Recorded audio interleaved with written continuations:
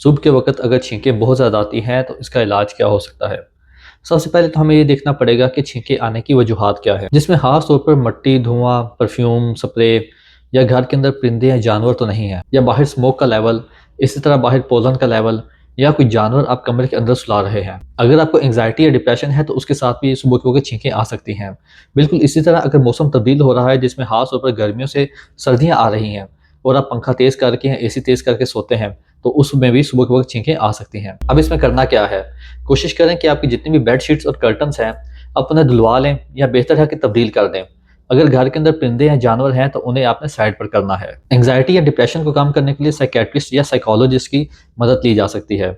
इसी तरह अगर बाहर स्मोक है तो बाहर जाने से गुरेज करें, लेकिन अगर जाना पड़ भी जाए तो फिर भी मास्क का इस्तेमाल लाज़मी करें।